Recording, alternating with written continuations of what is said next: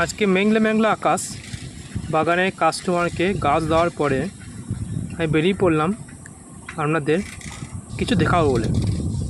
দেখুন এখানে বাঁশ বন, বাঁশের বাগান। দেখুন এই পাশে একটা পুকুর আছে যেখানে টলমলে জল, মাছ চাষ করা হয়েছে। ধারে ধারে সব বাঁশ দেওয়া হয়েছে যাতে পুকুরে মাছ চুরি না হয়, সেই জন্য।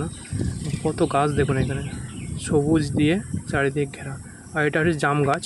আমি সেটা দেখছিলাম, জাম ধরেছে নাকি, কিন্তু জাম ছিল না গাছে।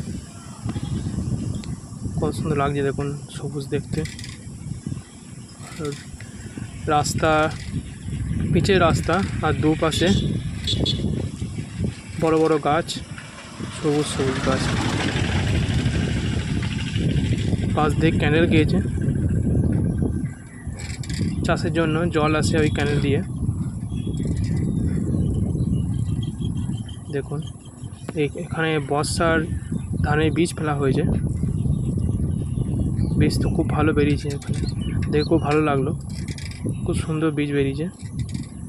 আমি এগিয়ে যাচ্ছি আপনাদের কিছু দেখাবো বলে। এই দেখুন সামনে বয়স্ক ঠাকুমা আর জেঠিমা বসেছে, ছাগল চড়াচ্ছে।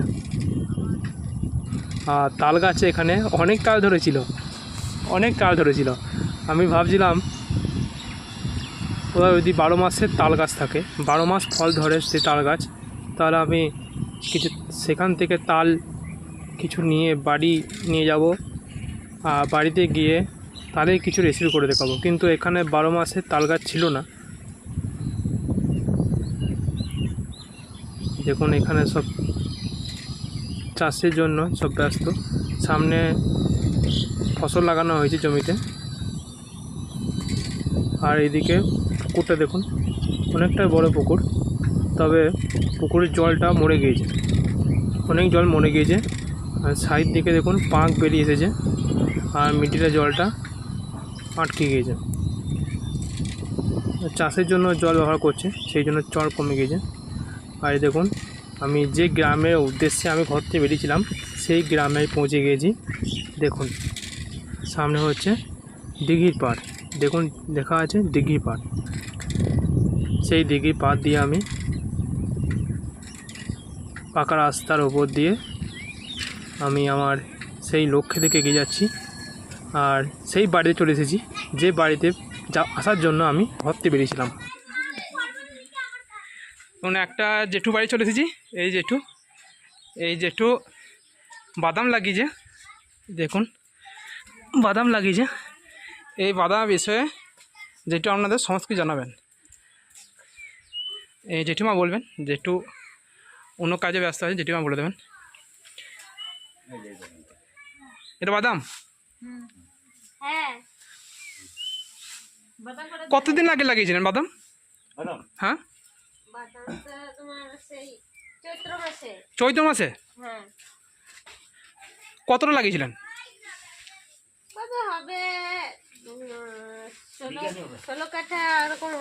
16 কাঠা মতো। খুব সুন্দর হয়েছে বাদাম। এই দেখুন ভিতরে একটা দানা আছে, তবে একটা দানা দুটো দানা করে থাকবে নাকি? দুটো থাকে, তিনটে আর একটা। তিনটের একটা, এটা যেমন দুটো আছে। দুটো আছে, তিনটে। হ্যাঁ হ্যাঁ দুটো আছে, একটা বেশি। হ্যাঁ হ্যাঁ, দুটো বেশি আছে, এই দেখুন দুটো আছে। বাদাম চাষ করতে কীরকম জমি প্রয়োজন হয়? একটু বেলে বেলে জমি হলে ভালো হয়। বেলে মাটি জমি হলে ভালো হয়, না বেশি বালি ভাগ থাকতে হবে? হ্যাঁ, একটু মাটিটা একটু বেলে থাকলে ভালো হয়। আর কতদিন টাইম লাগে বাদাম উঠতে? 3 মাস লাগবে। 3 মাস মতো? আমরা যেমন সেই আষাঢ় মাসে লাগিয়েছি। হ্যাঁ, তাহলে আষাঢ় মাসে নয়, ফাল্গুন মাসে লাগিয়েছি। হ্যাঁ, ফাল্গুন মাস, চৈত্র মাস, বৈশাখ, জ্যৈষ্ঠ মাস, আষাঢ় মাস। তাহলে 5 মাস হচ্ছে তো? হ্যাঁ, চৈত্র মাসে লাগিয়েছি। চৈত্র মাসে, তাহলে 4 মাস হচ্ছে। হ্যাঁ, 4 মাস টাইম লাগে বাদাম উঠতে। হ্যাঁ। এমনি বাদাম চাষ উঠানোর টাইমটা একটু পেরিয়ে গেছে, আমাদের একটু লেট হয়েছে। না ওই হ্যাঁ। 7 মাস সময় ওই টোটাল 4 মাস হয়ে যায়। তুলতে 4 মাস হয়ে যায়। হ্যাঁ, তুলতে তুলতে 4 মাস হয়ে যায়। এমনি টাইম কতদিন লাগে বাদাম রেডি হতে? 3 মাস লাগে। 3.5 মাস। 3.5 মাসের মধ্যে বাদাম রেডি হয়ে যাবে। এমনি জমিতে পাকানোর প্রয়োজন আছে নাকি, যে গাছ পাকবে তারপরে এই তো এরকম হবে। এরকমই হবে? হ্যাঁ, বীজটা ভিতরে পুষ্ট হয়ে গেলেই হ্যাঁ। তারপরে তুলে দেয় সব। ও। আর এই দেখুন আমাদের একটু দেরি হয়ে গেছে বলে ভিতরে অনেকটা গাছ হয়ে গেছে। ও এই যে বাদাম পেকে গেছে। হ্যাঁ, হ্যাঁ, এই একদম পেকে গেছে বাদামগুলো। তাই তো। আর ভিতরে দেখুন বীজ একটু দেরি হলে আবার এই বাদামটা আবার এই এটা শক্ত দু একটা করতে গাছ হয়ে যায়। হ্যাঁ, এটা 4টা দানা, 3টে দানা আছে মনে হচ্ছে নাকি? এটা 3টে আছে। 3টে দানা। হ্যাঁ এটা চারা হয়ে গেছে তো, এই তো। হ্যাঁ হ্যাঁ, এই তো চারা হয়ে গেছে। এই দেখুন চারা হয়ে গেছে দেখুন। হ্যাঁ, বীজটা ও তুলে বেশি দেরি হয়ে গেলে আবার চারাও বেরিয়ে যাবে। চারা বেরিয়ে যাবে। হ্যাঁ, চারাও বেরিয়ে গেছে আবার। ও 3 মানে এই এটা বাদামটা 4 মাস বয়স হয়ে গেছে। হুম, হ্যাঁ 4 মাস হয় নাই এখনো। না, যেটা বাদাম 4 চারা, মাস হয়েছে।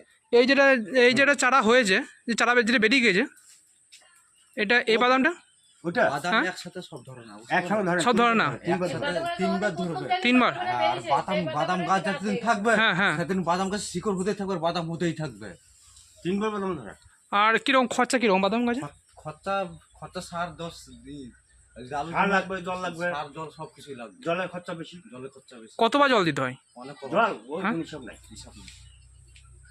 জলের কোনো হিসাব নেই। না, আর এমনি সারের খরচা কিরকম? সার সার বেশি নয়, সার ওই আলু জমিতে লাগাই তো। হ্যাঁ, হ্যাঁ। অতটা না দিলেও হয়। ও, 30 কেজি। আর এমনি যদি ধান জমিতে লাগানো হয়? ও 30 কেজি 30 দিলে হবে। বিঘা প্রতি 30 কেজি লাগবে। আর যদি জোরওয়ালা তুমি চাই তাহলে সার না দিলে হবে। এই এমনি গোবর সারে হয় না রাসায়নিক সারে হয়? গোবর সার দিলে ভালো হয়। হয়। গোবর সার ভালো হবে। হ্যাঁ, সবই দেওয়া যাবে, রাসায়নিক দেওয়া বাদাম যাবে, মোটা হওয়ার গোবর ওষুধ দেওয়া যাবে। মোটা হওয়ার ওষুধ দিতে হবে। হ্যাঁ। আবার গাছ যদি বড় হয় যায় তার জন্য বসানো ওষুধ দিতে হবে যেন গাছ না বাড়ে।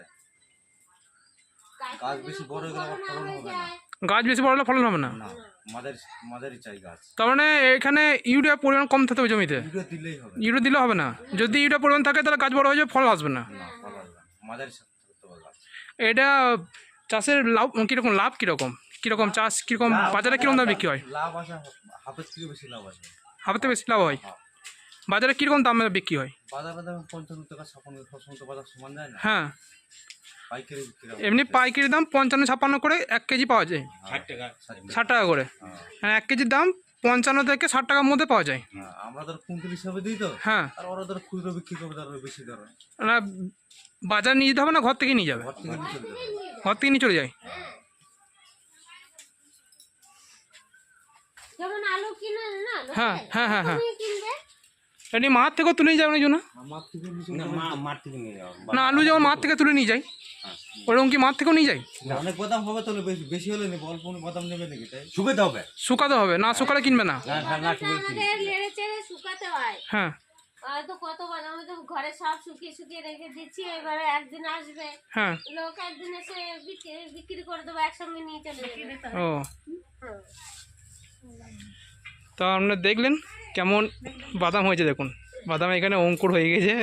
এবার এই বাদাম থেকে চারা হয়ে যাবে নাকি? ওই ওটা গাছ বেরিয়ে যাবে। হ্যাঁ, এটা গাছ বেরিয়ে যাবে। এটা গাছ হয়ে যাবে। তাহলে আপনারা কবে তুলেছেন বাদাম? এটা হ্যাঁ, অনেকদিন থেকেই তুলছি, এটা আজকে আমাদের হয় নাই। এইগুলো এটা আজকে আজকেই তোলা। তুলেছি।